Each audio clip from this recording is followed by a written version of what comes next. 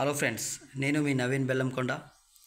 So ఇవాళ కొన్ని అనివార్య కారణాల వల్ల స్టూడియోకి వెళ్ళలేకపోయాను.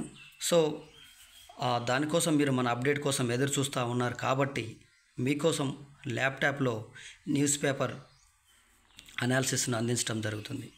కావున మీ అందరూ మన మార్నింగ్ న్యూస్ పేపర్ చూస్తున్నారు, కానీ ఎక్కువ మంది లైక్స్, షేర్, సబ్స్క్రైబర్స్ చేసుకోవట్లేదు. కాబట్టి ఈ విషయాన్ని ప్రతి ఒక్కరు గమనించండి.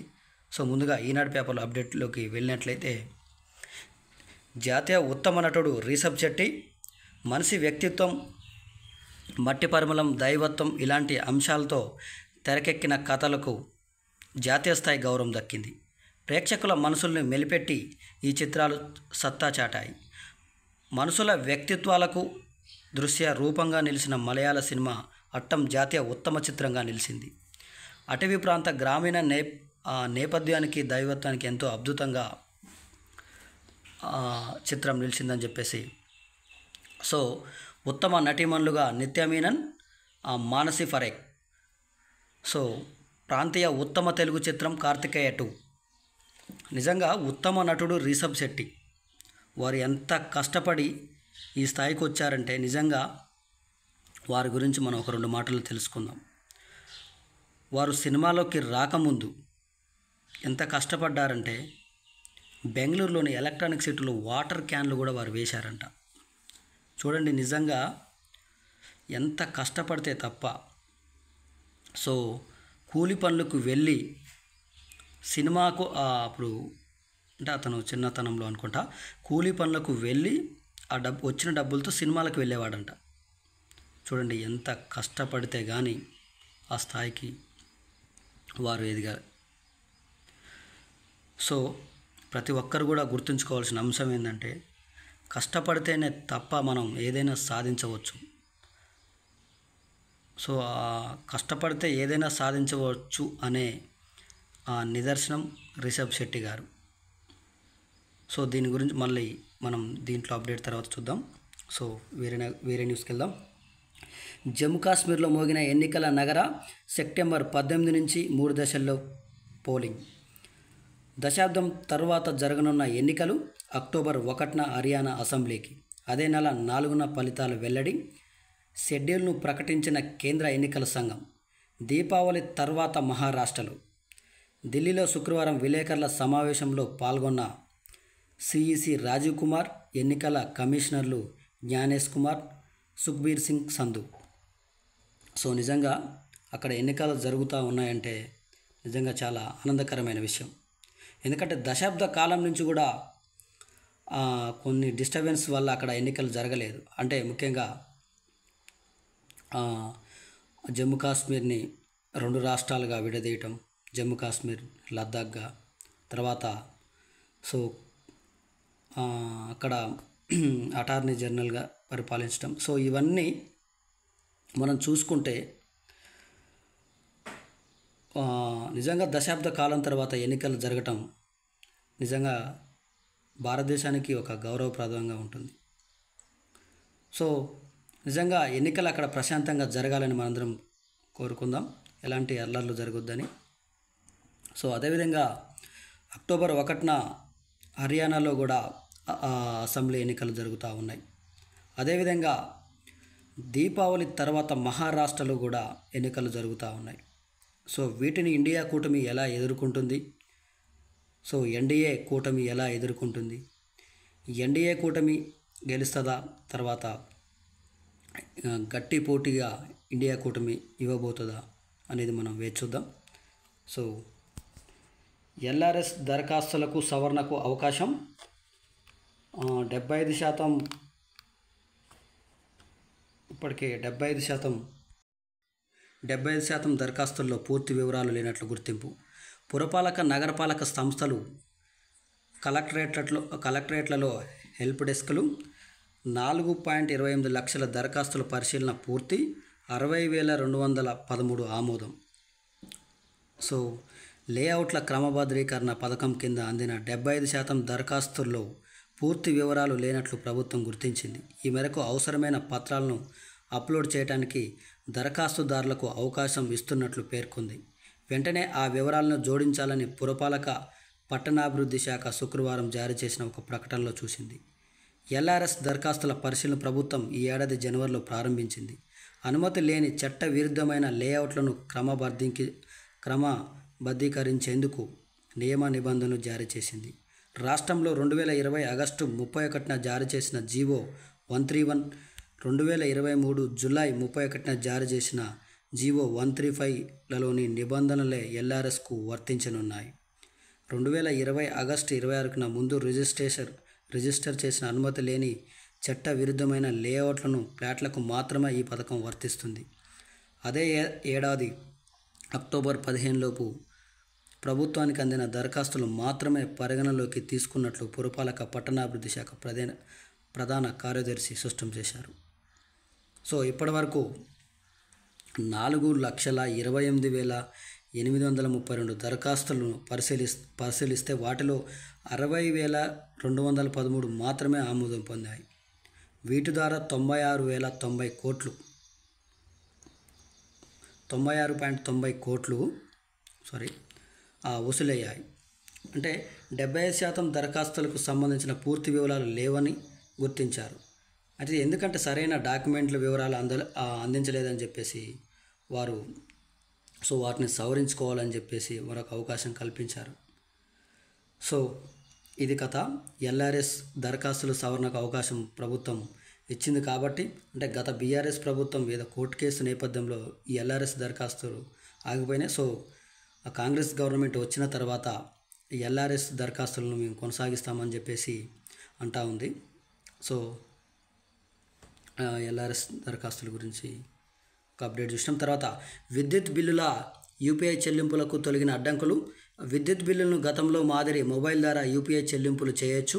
తెలుగు రాష్ట్రాల్లో విద్యుత్ బిల్లులు చెల్లింపులను సరళీకృతం చేసేందుకు తెలంగాణలోని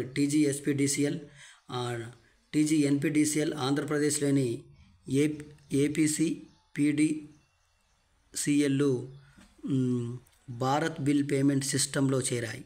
డిస్కంలు బీబీపీఎస్లోకి రావడంతో ఇకపై బ్యాంకులు, ఫిన్టెక్ యాప్లు, వెబ్సైట్లో పాటు బీబీపీఎస్ ఆధారిత ప్లాట్ఫామ్ల ద్వారాను బిల్లులను సురక్షితంగా చెల్లించవచ్చని ఎన్పీసీఐకి చెందిన Bharat bill pay limited BBL CEO Nupur Chaturvedi శుక్రవారం ఒక ప్రకటనలో తెలిపారు. రిజర్వ్ బ్యాంక్ జూలై 1 నుంచి యూపీఐ ద్వారా నేరుగా విద్యుత్ బిల్లుల చెల్లింపులు నిలిపివేసిన సంగతి తెలిసిందే. సో ఇప్పటి నుంచి ఫోన్పే ద్వారా కానీ, జీపే ద్వారా కానీ, అమెజాన్ పే ద్వారా కానీ రాబోయే రోజుల్లో చెల్లించవచ్చని ఒక అధికారి చెప్పడం జరిగింది. మొన్నటి వరకు రిజర్వ్ బ్యాంక్ జూలై 1 నుంచి యూపీఐ ద్వారా నేరుగా విద్యుత్ బిల్లులు చెల్లించొద్దని నిలిపేసిన సంగతి తెలిసిందే మనందరికీ. సో ఇప్పటి నుంచి యూపీఐ ద్వారా చెల్లించవచ్చు అని చెప్పేసి టీఎస్ఎస్పీడీసీఎల్, ఎన్పీడీసీఎల్ అంటూ ఉన్నాయి. సో ఇంకొక అప్డేట్ చూసినట్లయితే భాజపాలో విలీనానికి బారాస బేరాలు. సో కేసీఆర్కు గవర్నర్, కేటీఆర్కు కేంద్ర మంత్రి, హరీష్ రావుకు ప్రతిపక్ష నేత పదవి.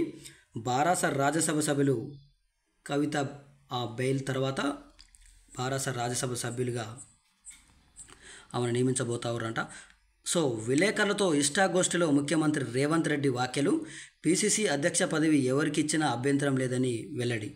రుణమాఫీ కాని వారు కలెక్టరేట్లో చెప్పుకోవచ్చని సూచన. సో ఫ్యూచర్ సిటీలో పెట్టుబడులు పెట్టండి. ఫాక్స్కాన్ చైర్మన్కు సీఎం రేవంత్ రెడ్డి ఆహ్వానం. రేపు సీఎల్పీ భేటీ. 20న వరంగల్లో రుణమాఫీ కృతజ్ఞత సభ. ఢిల్లీలో ఫాక్స్కాన్ చైర్మన్ యంగ్ లియూకు పుష్పగుచ్చం అందజేస్తున్న సీఎం రేవంత్ రెడ్డి.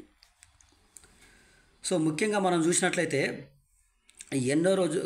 గత కొన్ని రోజుల నుంచి బారాస బీజేపీలో విలీనం అవుతుందన్న వార్త తెలంగాణ రాష్ట్రంలో చక్కర్లు కొడతా ఉంది.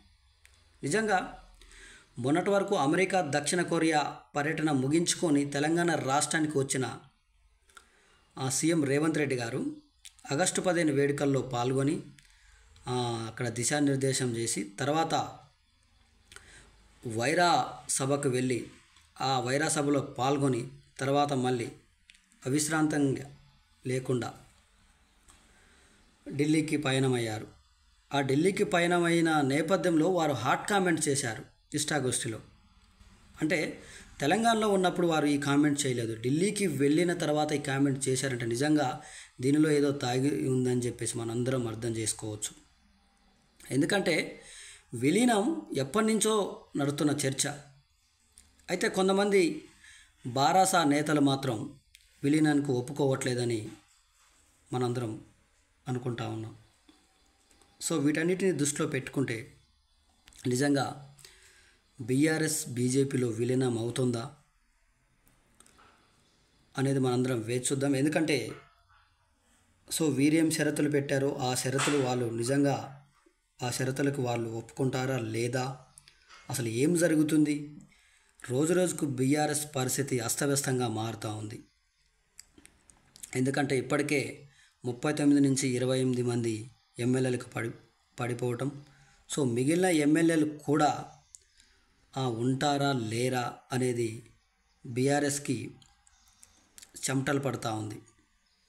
సో వీటన్నిటిని దృష్టిలో పెట్టుకొని గ్రామ స్థాయిలో కానీ, తర్వాత మాజీ ఎమ్మెల్యేలు కానీ, తర్వాత జిల్లా స్థాయి నేతలు కానీ, మండల స్థాయి నేతలు కానీ, వీరందరికీ ఒక భయాందోళనకి గురవుతున్నారు. మా కెరీర్, మా పరిస్థితి ఏంటి? రోజు రోజుకి ఒక్కొక్క ఎమ్మెల్యే పార్టీని వీడుతూ ఉంటే మా రాజకీయ భవిష్యత్తు ఏందని చెప్పేసి వాళ్ళందరూ వాపోతూ ఉన్నారు. సో వీటన్నిటిని మనం చూస్తే నిజంగా జరగబోయే స్థానిక సంస్థల ఎన్నికల్లో బీఆర్ఎస్ భాజపా కలిసి పోటీ చేస్తాయా? నిజంగా అప్పటి వరకు నిజంగా బారాసా భాజపాలో విలీనం కాబోతోందా అనే అంశాన్ని మనం పరిశీలించినట్లయితే, సో కేటీఆర్ మాత్రం 24 ఏండ్ల మాది పార్టీ ఉద్యమ పార్టీ నుంచి మేము అధికారం చేపట్టినాం, అధికారం నుంచి ఇప్పుడు ప్రతిపక్ష హోదాలో ఉన్నాం. సో ఎక్కడ కూడా తలంచం, మా పార్టీని మాత్రం ఎట్టి పరిస్థితుల్లో బీజేపీలో విలీనం చేయమని చెప్పేసి వారు అంటూ ఉన్నారు. సో వీటన్నిటిని మనం పరిశీలించినట్లయితే ఢిల్లీకి వెళ్ళి కేటీఆర్, హరీష్ రావు కొన్ని రోజులు అంటే వారు ఢిల్లీకి వెళ్ళినప్పుడు నిజంగా ఇదే విలీనం అంశాన్నే భాజపా పెద్దలతో మాట్లాడినట్టు కొంతమంది రాజకీయ మేధావులు అంటూ ఉన్నారు. సో నిజంగానే విలీన ప్రక్రియ స్టార్ట్ చేశారా? విలీనం చేస్తా అంటేనే కవితకు బెయిల్ వస్తుందా? సో కవితకి ఒకవేళ విలీనం చేస్తే కేసీఆర్కి గవర్నర్ పదవి, కేటీఆర్కు కేంద్ర మంత్రి, హరీష్ రావు మాత్రం ప్రధాన ప్రతిపక్ష నేతగా అసెంబ్లీలో ఉంటారు అని చెప్పేసి అంటూ ఉన్నారు. సో నిజంగా బారాసా భాజపాలో విలీనం అవుతుందా లేదా అనేది మనం చూద్దాం. సో ఎస్సీ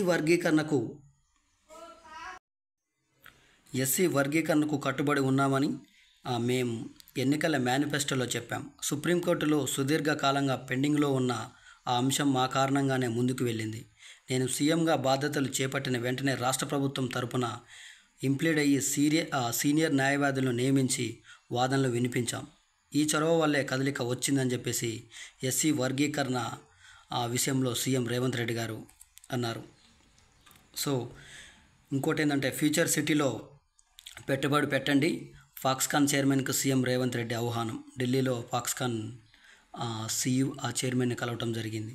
అదేవిధంగా రేపు సిఎల్పి భేటీ కానుంది. 20న వరంగల్లో రుణమాఫీ కృతజ్ఞత సభ పెట్టబోతా ఉన్నారట. సో ఈ కృతజ్ఞత సభకి ఢిల్లీ పెద్దలు ఎవరు వస్తారు? రాహుల్ గాంధీ వస్తారా, తర్వాత ఇంకెవరు వస్తారనేది ఉంది. దీనిపైన కూడా కేటీఆర్ కామెంట్ చేశారు. ఎందుకంటే రుణమాఫీ ప్రక్రియ సక్రమంగా జరగలేదు, ఇక్కడ రైతులు తిట్టుకుంటారని చెప్పేసి రాహుల్ గాంధీ కృతజ్ఞత సభకి రారు, సభ పెడతా అని ఆఫ్ చేశారు అని చెప్పేసి దీనిపైన నిన్న కామెంట్ చేయడం జరిగింది. సో ఈ నేపథ్యంలో వరంగల్లోనే రుణమాఫీ కృతజ్ఞత సభ పెట్టబోతా ఉన్నాం అని చెప్పేసి కాంగ్రెస్ పెద్దలు అంటూ ఉన్నారు. రేపు సిఎల్పి భేటీ నేపథ్యంలో అటు క్యాబినెట్ పదవుల భర్తీ, అదేవిధంగా పిసిసి కార్యనిర్వాహక అధ్యక్షుల పదవుల గురించి ఈ భేటీలో విషయాలకు వచ్చే అవకాశం ఉంది. సో కాబట్టి పిసిసి పదవి కార్యనిర్వాహక అధ్యక్ష పదవులు తర్వాత ఈ పదవులు ఎవరికి వర్తించబోతాయని చెప్పేసి మనం వేచి చూద్దాం. సో 8 జిల్లాలో జడివాన. కరీంనగర్ జిల్లా సిగురుమామిడిలో అత్యధికంగా 17.1 సెంటీమీటర్లు. నేడు 7 జిల్లాలకు భారీ వర్ష సూచన. 20 వరకు రాష్ట్ర వ్యాప్తంగా కురుస్తాయన్న వాతావరణ శాఖ. సో కాబట్టి జాగ్రత్తగా ఉండండి. వర్షాల నేపథ్యంలో ముఖ్యంగా హైదరాబాద్లో చాలా జాగ్రత్తగా ఉండాలి. ఎక్కడ మాన్యువల్ తెరుచుకుంటాయో తెలియదు. కాబట్టి ఆఫీస్కు వెళ్తూ వస్తున్న నేపథ్యంలో కాబట్టి హైదరాబాద్లో ఉంటున్న ప్రతి ఒక్కరూ చాలా జాగ్రత్తగా ఉండాల్సిన అవసరం ఉంది. సో విలేకరులతో మాట్లాడుతున్న కేటీఆర్ పక్కన బారాస నేతలు జగదీష్ రెడ్డి, శ్రీనివాస్ గౌడ్. కొడంగల్లోనే సిద్ధమా? తేల్చుకుందాం. 100% మంది రైతులకు రుణమాఫీ జరిగిందని నిరూపిస్తే నేను రాజకీయాలను వదిలేస్తా. ముఖ్యమంత్రి రేవంత్కు కేటీఆర్ సవాల్. ఒకే సంతకంతో రైతులకు 2 లక్షల రుణమాఫీ చేస్తానని డిసెంబర్ 9 నాడు రేవంత్ రెడ్డి చెప్పారు. కేసీఆర్ హయాంలోనే రుణమాఫీ పొందిన వాళ్ళు కూడా అర్హులని చెప్పారు. మొత్తం ఈ పథకానికి ఎంత అవుతుందని అందరూ లెక్కలేశారు. రాష్ట్రంలో ఇందుకు అర్హులైన రైతులు 50 లక్షల మంది ఉంటే కేవలం 22 లక్షల మందికే మాఫీ జరిగింది. మొదట్లో 40,000 కోట్లు అవసరమని సీఎం రేవంత్ రెడ్డి అన్నారు. ఆ తర్వాత లెక్క మారింది. 31,000 కోట్లకే రుణమాఫీ అని మంత్రివర్గ తీర్మానం చేసింది. బడ్జెట్లో 26,000 కోట్లు పెట్టారు. కానీ ఇటీవల ఖమ్మం సభలో స్వయంగా సీఎం రేవంతే 17,934 కోట్లు ఇందుకు ఖర్చు పెట్టామని చెప్పారు. 40,000 కోట్లు ఖర్చు చేయాల్సి ఉండగా అని చెప్పేసి ముఖ్యంగా కేటీఆర్ ఏమని విమర్శిస్తూ ఉన్నారంటే 100% మంది రైతులకు రుణమాఫీ జరిగిందని మీరు నిరూపిస్తే నేను రాజకీయాలను వదిలేస్తా అని చెప్పేసి వారు అంటా ఉన్నారు. సో రుణమాఫీ విషయంలో ఎందుకు ఇంత రగడ? గతంలో అంటే ఏకకాలంలో మీరు రుణమాఫీ చేస్తారని హామీ ఇచ్చి మీరు చేయలేకపోయారని చెప్పేసి కేటీఆర్ నిన్న ఆ ప్రెస్ మీట్లో మాట్లాడటం జరిగింది. అంటే మీరు ముఖ్యంగా 50 లక్షల మంది అర్హులు ఉన్నారు. కేవలం అందులో 22 లక్షల మందికే మాఫీ జరిగింది. అంటే మొదట్లో మీరు అంచనా వేసింది 40,000 కోట్లు. ఆ తర్వాత మీరు 31,000 కోట్లు అవసరమని మంత్రివర్గం కూడా తీర్మానం చేసిందని వీరు వెల్లడించారు. అయితే ఇప్పుడు 26,000 కోట్లు అంటే బడ్జెట్లో 26,000 కోట్లు పెట్టామని చెప్పడం జరిగింది. కాలక్రమేణా దాన్ని 17,934 కోట్లు మాత్రమే ప్రస్తుతం రుణమాఫీ జరిగిందని చెప్పేసి కేటీఆర్ అంటా ఉన్నారు. అంటే నిజంగానే కాంగ్రెస్ పెద్దలు కొంత సాంకేతిక సమస్యలు ఉన్నాయి. 100% రుణమాఫీ చేసి నిరూపించామని చెప్పేసి వారు అంటా ఉన్నారు. దీనికి కౌంటర్గా మీరు 100% రుణమాఫీ చేసిర్రు అని నిరూపిస్తే నేను రాజీనామాను చేస్తా అని చెప్పేసి కేటీఆర్ అంటా ఉన్నారు. ఎక్కడో కాదు, సీఎం రేవంత్ రెడ్డి గారి నియోజకవర్గమైన కొడంగల్కి వెళ్దాం. అక్కడ సీఎం రేవంత్ రెడ్డి గారు ఎలాంటి పోలీస్ ఫోర్స్తో సెక్యూరిటీ లేకుండా రావాలి. వస్తే నేను వస్తా. రుణమాఫీ గనక 100% అక్కడ గ్రామాల్లో కానీ మండలాల్లోకి వెళ్ళి పరిశీలిద్దాం. రుణమాఫీ గనక 100% జరిగిందని నిరూపిస్తే నేను అక్కడే స్పీకర్కు రాజీనామా లేఖను పంపిస్తా అని కేటీఆర్ అంటం జరిగింది. అంటే వీరు కేటీఆర్ సీఎం రేవంత్ రెడ్డి గారి మీద ఘాటైన విమర్శలు గుప్పించడం జరిగింది నిన్న ప్రెస్ మీట్లో. అంటే ఏదేదో మాటలు మాట్లాడుతూ ఉన్నాడు సీఎం రేవంత్ రెడ్డి గారు. కొంచెం మానసికంగా ఏదో ఇబ్బంది పెడతా ఉన్నారు. కుటుంబ సభ్యులు హాస్పిటల్లో చూపించండి అని చెప్పడం కూడా వీరు నిన్న ప్రెస్ మీట్లో అనటం జరిగింది.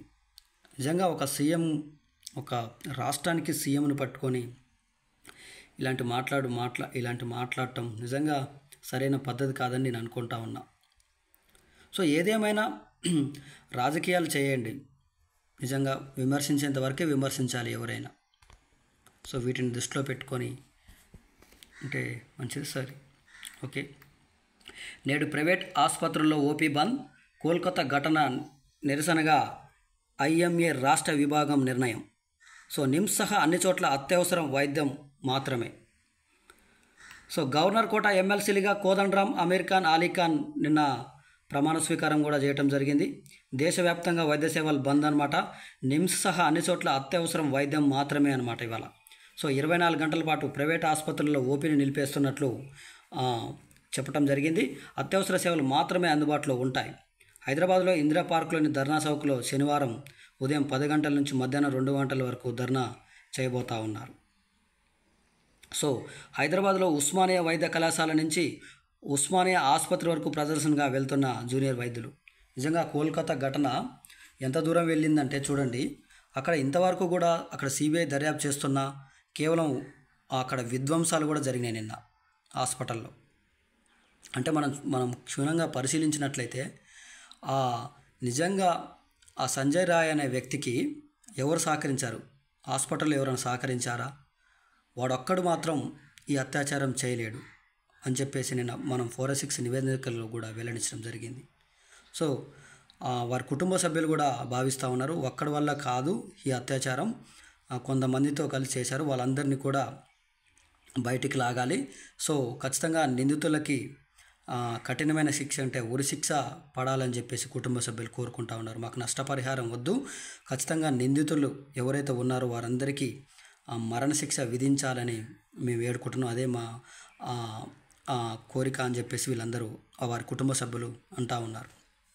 సో నిన్న మమతా బెనర్జీ కోల్కతాలో ర్యాలీ తీయటం, అదేవిధంగా బీజేపీ సిపిఎం నేతలపై ఘాటుగా వారు విమర్శలు వేయటం జరిగింది. సో హాస్పిటల్లోకి 7,000 మంది, సుమారుగా 7,000 మంది వచ్చి ఆ 7,000 మంది దాడికి పాల్పడిరంట.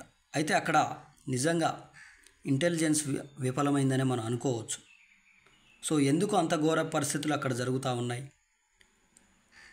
మాజీ ప్రిన్సిపాల్ అంట గర్భవతి అయిన భార్యను తన్నితే కుట్లు ఉన్నాయంట. అట్లా ఉన్నాడంట అక్కడున్న ప్రిన్సిపాల్, అంటే మాజీ ప్రిన్సిపాల్. ఇప్పుడు ఆయనని బదిలీ చేసి వేరే దగ్గరికి పంపించారు. సో ఆ ప్రిన్సిపాల్ను కూడా గట్టిగా విచారించాలి. సో కక్షలోకి ఈసీఎస్ ఉపగ్రహం, నింగిలోకి దూసుకెళ్ళి SSLV D3 వాహన నౌక. సో చూద్దాం ఇది. తర్వాత సాక్షి పేపర్ అప్డేట్ చూద్దాం. మోగించిన ఎన్నికల బేరీ, జమ్మూ కాశ్మీర్ 10 ఏళ్ల తర్వాత అసెంబ్లీ ఎన్నికలు జరగబోతూ ఉన్నాయి. దీంతోపాటు హర్యానా శాసనసభ ఎన్నికల షెడ్యూల్ కూడా విడుదలైంది. సో ఇది మనం ఆల్రెడీ ఈనాడు పేపర్లో చూసినాం. మరో మహమ్మారి, కోవిడ్ను సృష్టించిన మహా విలయం నుంచి ప్రపంచం తేలుకోక ముందే ఎంపాక్స్ రూపంలో మరో వైరస్ భూమండలాన్ని చుట్టేస్తుంది. సో జాగ్రత్తగా ఉండాలి, ముఖ్యంగా ఎయిర్పోర్ట్లో అలర్ట్ చేయాలి ఇలాంటి వైరస్లు మన భారతదేశంలోకి రాకముందే. సో చాలా జాగ్రత్త వహించాలి ఎయిర్పోర్ట్ అధికారులు కూడా. థాయిలాండ్ పీఠంపై శినవ్రత. సో పారా ఒలింపిక్స్కు భారత్ సిద్ధం. ప్యారిస్లో ఈ నెల 28 నుంచి జరిగే పారా ఒలింపిక్స్లో భాగ్యశ్రీ జాదవ్, నుమిత్ అంటిల్ భారత ఫ్లాగ్ బేరర్లుగా వ్యవహరిస్తారు. సో ఒలింపిక్స్ ముగిసినాయి, తర్వాత పారా ఒలింపిక్స్ కూడా ప్యారిస్లోనే జరుగుతూ ఉన్నాయి. సో ఇది కాంపిటేటివ్ విద్యార్థులకి చాలా ఉపయోగకరంగా ఉంటుంది. ఏంటంటే పారా ఒలింపిక్స్లో భాగ్యశ్రీ జాదవ్, నుమిత్ అంటిల్ భారత ఫ్లాగ్గా బేరాలుగా వ్యవహరిస్తారంట. సో భావోద్వేగానికి పట్వం, 70వ జాతీయ చలనచిత్ర పురస్కారాల ప్రకటన. ఉత్తమ నటుడు రిషబ్ శెట్టి, ఉత్తమ నటీమణులు నిత్యా మీనన్, మానసి పరేఖ్, ఉత్తమ తెలుగు చిత్రం కార్తికేయ 2. కొర్రీలతో రాష్ట్రంలో లక్షలాది మందికి అందని రుణమాఫీ. ఎస్ఎల్బీసీ లెక్కల ప్రకారం పంట రుణాలు 49,500 కోట్లు, కానీ బడ్జెట్లో కేటాయించింది వేల కోట్లు మాత్రమే. క్యాబినెట్ లెక్క తేల్చిన సొమ్ము 31,000 కోట్లు. చివరికి 3 విడతల్లో కలిసి చేసిన మాఫీ 17,933 కోట్లే అని చెప్పేసి అంటా ఉన్నారు. సో ఎన్నికల నుంచి 15 ఆగస్టు దాకా తగ్గిపోతూనే ఉన్న రుణ లెక్కలు, రుణం తీరలే అని ఒక కథనం చూస్తున్నాం. గత ప్రభుత్వంలో 1,00,000 మాఫీకే 36.68 లక్షల రైతులు, ఇప్పుడు 2 లక్షల మాఫీకి 22.37 లక్షల మందే. అంటే గతం కంటే రైతుల సంఖ్య పెరగాల్సింది పోయి 14.31 లక్షల మందికి తగ్గటం ఏంటని ప్రశ్నిస్తూ ఉన్నారు. సో అనుమానాలు వ్యక్తం చేస్తున్న రైతులు, సంఘ నేతలు,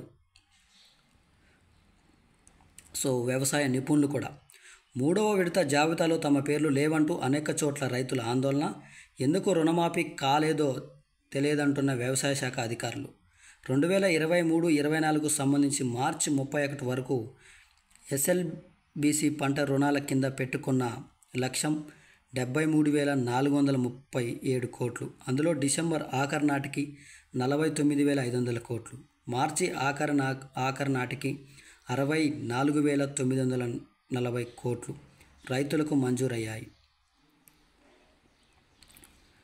సో మనం చూసినట్లయితే ఎస్ఎల్బీసీ లెక్కల ప్రకారం 49,000 కోట్లు, కానీ బడ్జెట్లో కేటాయించింది 26,000 కోట్లు. బడ్జెట్లో కేటాయించింది 26,000 కోట్లైనా చివరి 3 విడతల్లో చేసిన రుణమాఫీ మాత్రం 17,933 కోట్లే అని చెప్పేసి నిన్న కేటీఆర్ విమర్శించడం జరిగింది. అదేవిధంగా ఇప్పుడు మనం సాక్షి పేపర్లో కూడా చూస్తూ ఉన్నాం. సో గవర్నర్గా కేసీఆర్, కేంద్ర మంత్రిగా కేటీఆర్, త్వరలో బీజేపీలో బీఆర్ఎస్ విలీనం. సీఎం రేవంత్ రెడ్డి వ్యాఖ్యలు. 4 రాజ్యసభ ఎంపీలను బీజేపీలోకి పంపితే కవితకు బెయిల్.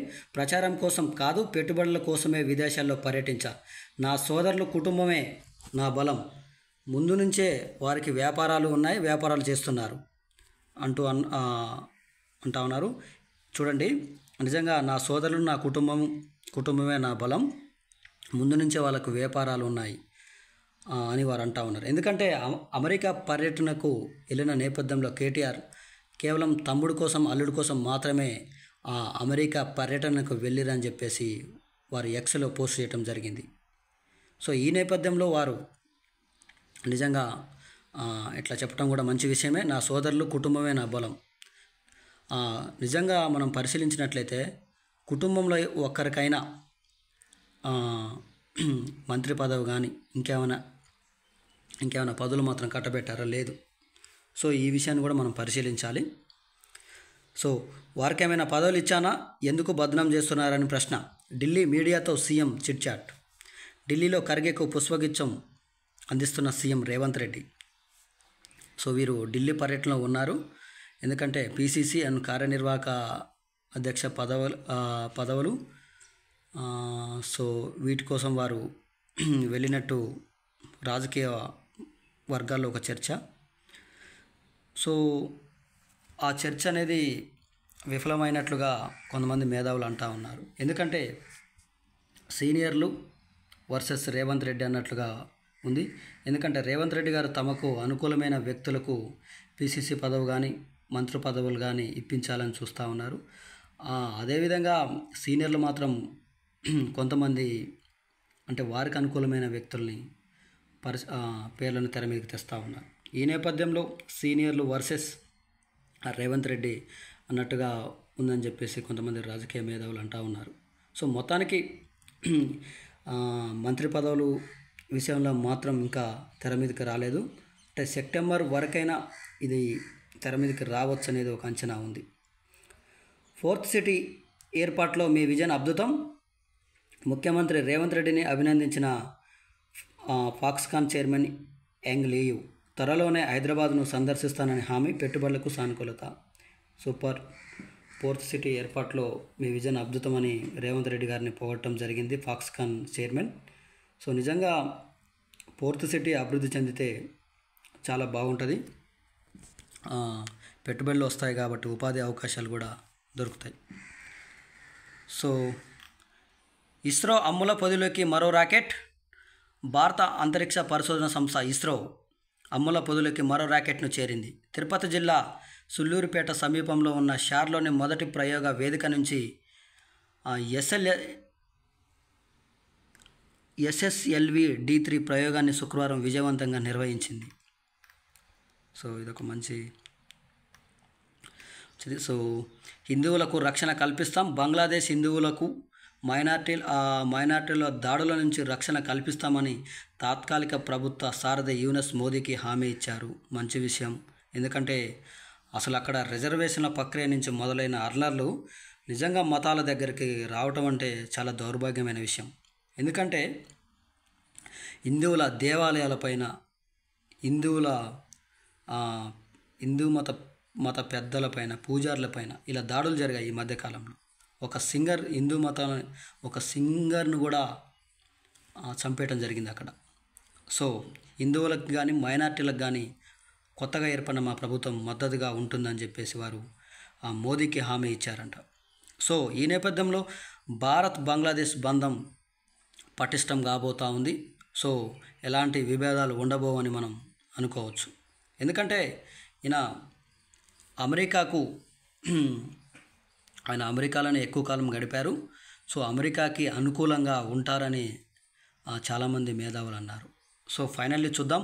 సో భారత్ బంగ్లా బంధం మరింత బలపడే అవకాశాలు ఉన్నాయి.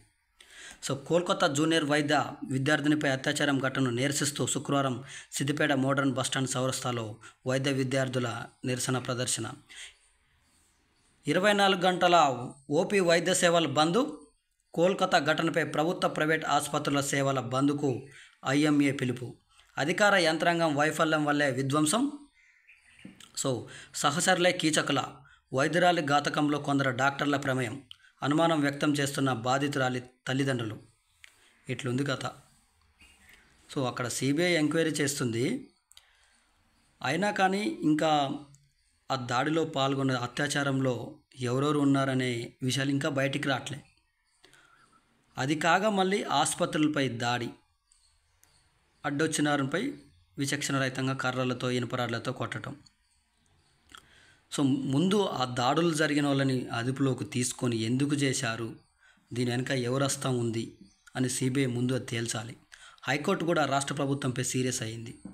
ఎందుకంటే 7,000 మందితో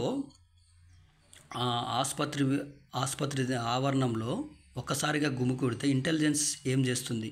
ఇంటెలిజెన్స్ వైఫల్యం దెబ్బతిన్నది. ఎందుకు అలా జరుగుతుంది? మేము తలుసుకుంటే అక్కడ ఆసుపత్రిని రద్దు చేసి అక్కడ ఉన్న రోగుల్ని కానీ మిగతా వాళ్ళందరినీ కానీ వేరే హాస్పిటల్కి మేము చేస్తామని చెప్పేసి వారు చురకలు అంటించడం జరిగింది అక్కడ ఉన్న ప్రభుత్వానికి. సో ఈ నేపథ్యంలో తొందరగా CBI దర్యాప్తు చేసి ఆ నిందితుల్ని కఠినంగా శిక్షించాలని మనందరం కోరుకుందాం. సో రేవంత్పై సిట్టింగ్ కేసు పెట్టాలి. 100% రుణమాఫీ జరిగిందని నిరూపిస్తే రాజకీయాలను వదిలేస్తా. రుణమాఫీ రైతుల దగ్గరకే కాదు, అవసరమైతే కోర్టుకు కూడా వెళ్తాం. రేవంత్ మానసిక సంతులనం దెబ్బతింది, అందుకే ఆసుపత్రిలో చూపించాలి. మహిళలపై మాట్లాడిన మాటలకు క్షమాపణ చెప్పాను కేటీఆర్. సో ముఖ్యంగా కేటీఆర్ గారు సో అసెంబ్లీలో సీఎం రేవంత్ రెడ్డి గారు అక్కల్ని నమ్మొద్దు, ఇక్కడ మునిగి అక్కడ తేలిర్రు అని చెప్పేసి అన్న మాటకి మీరు మహిళల్ని కించపరిచారు, ఆ మహిళలను అట్లా అన్నారు ఇట్లా అన్నారు అని చెప్పేసి మీరు అసెంబ్లీలో పెద్ద రచ్చ చేయటం జరిగింది.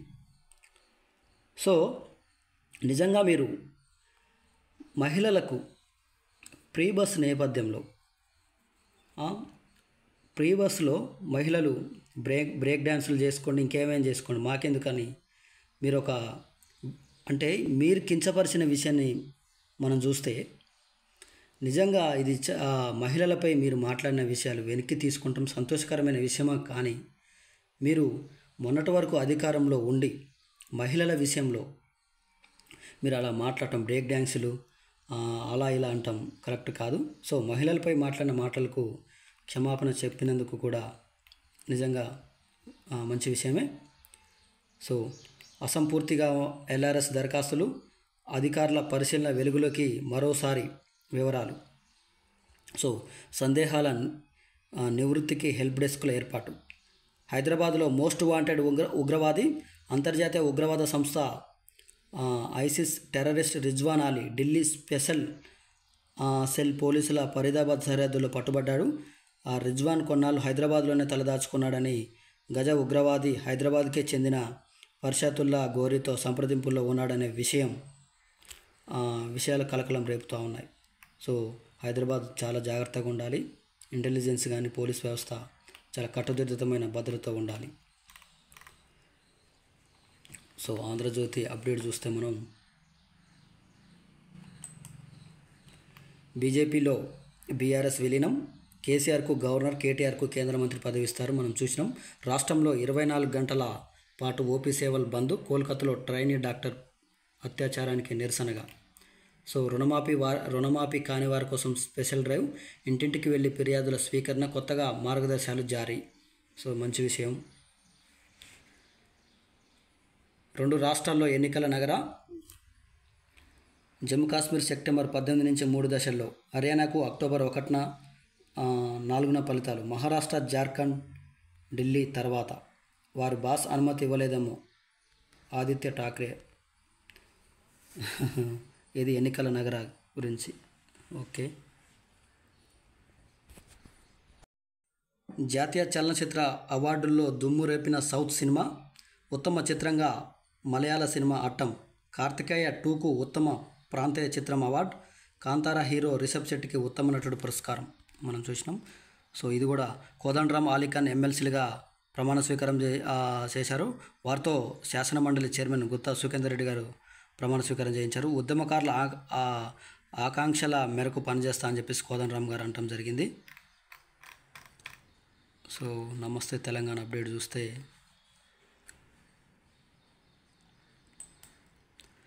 రేవంత్ చెలగాటం, రైతన్నకు సంకటం. మాఫీ కథ మళ్ళీ మొదటికి. సో రుణమాఫీ అందరికీ అయిందా నిరూపిస్తే రాజీనామా చేస్తా. కొడంగల్తో ఒక్కరితో చెప్పించిన అక్కడే లేఖ ఇస్తా. మాఫీపై ముఖ్యమంత్రి రేవంత్ రెడ్డికి కేటీఆర్ సవాల్. ఆయన చీఫ్ మినిస్టర్ కాదు, కటింగ్ మాస్టర్. 40,000 కోట్ల మాఫీ అని చివరికి 17,000 కోట్లు చేశారు. రైతులను మోసం చేసిన సీఎంపై చీటింగ్ కేసు పెట్టాలి. మాకు రాజీనామాలు, రేవంత్కు చీటింగ్ కొత్త కాదు. సో రేవంత్ రెడ్డి మానసిక పరిస్థితిపై అనుమానాలున్నాయని కేటీఆర్ విమర్శిస్తూ ఉన్నారు. సో కొత్తగా మార్గదర్శకాల పేరిట మరో దాటవేత, వ్యతిరేకతను తట్టుకునేందుకు మరో వ్యూహం. ఫిర్యాదుల సూచనలకు ప్రత్యేక సర్క్యులర్ జారీ. ఫిర్యాదుల నమోదుకు పోర్టల్లో అవకాశం. ఫిర్యాదులకు పరిష్కారాలకు డెడ్లైన్ పెట్టని సర్కార్. బ్యాంక్ నుంచి డేటా తీసుకునే అవకాశం ఉన్న రైతులకు ముప్పు తెప్పలు పెడుతున్న ప్రభుత్వం. ఇప్పటివరకు వచ్చిన ఫిర్యాదులపై స్పష్టత కరువు అని చెప్పేసి మనం కథనం చూస్తూ ఉన్నాం. రుణమాఫీ ఎప్పుడు చేస్తారు? బ్యాంక్ ఎదుట రైతుల నిరసన. గ్రామాల్లో మాత్రం రుణమాఫీ సక్రియ మంచిగానే జరుగుతూ ఉంది అంటూ ఉన్నారు. నమస్తే తెలంగాణ పేపర్లు ఇలా వచ్చినాయి. సో ఏదైనా రైతులకు ఉపయోగకరంగా ఉండాలి రుణమాఫీ ప్రక్రియ. సో ఏకకాలంలో రుణమాఫీ చేస్తా అని చెప్పి 3 విడతల్లో చేశారని విమర్శించటం. సో ఇట్లా 40,000 కోట్ల అంచనా వేసి 17,000 కోట్లే చేయటం. సో ఇదంతా మనం పరిశీలించినట్లయితే నిజంగా రుణమాఫీ ప్రక్రియ గ్రామాల్లో ఎలా జరుగుతుందని మనం ఒకటి క్లియర్గా అప్డేట్ తీసుకుందాం వాళ్ళతో. సో రేపెల్లిలో రుణమాఫీ ప్రక్రియ ఎలా జరుగుతుంది, ఏం లోపాలు ఉన్నాయి, సాంకేతిక కారణాల వల్ల కూడా కొన్ని సమస్యలు ఉన్నాయని చెప్పేసి మన ఒక కాంగ్రెస్ లీడర్ చెప్పడం జరిగింది. సో మొత్తానికి ఫైనల్గా రుణమాఫీ ప్రక్రియ గురించి కూడా మనం అప్డేట్ తీసుకుందాం. సో మరింత అప్డేట్తో మీ ముందుకు వస్తాను. చూస్తూనే ఉండే నవీన్ బెల్లంకొండ యూట్యూబ్ ఛానల్. దయచేసి మీరందరూ కూడా మన ఛానల్ని షేర్, సబ్స్క్రైబ్, లైక్. ఎక్కువ మంది లైక్ చేస్తేనే కానీ ఎక్కువ మంది పేపర్ అందదు. సో కాబట్టి మీరు ఎక్కువ మంది లైక్ చేయండి. లైక్ చేస్తే కానీ ఎక్కువ మందికి మన పేపర్ అందుతుంది. కాబట్టి మీరందరూ దీన్ని దృష్టిలో ఉంచుకొని ఈ విషయాన్ని దృష్టిలో పెట్టుకొని మీరు లైక్, షేర్, సబ్స్క్రైబ్ చేస్తారని ఆశిస్తున్నా. థ్యాంక్ యూ, ధన్యవాదాలు. చూస్తూనే ఉండండి నవీన్ బెల్లంకొండ యూట్యూబ్ ఛానల్.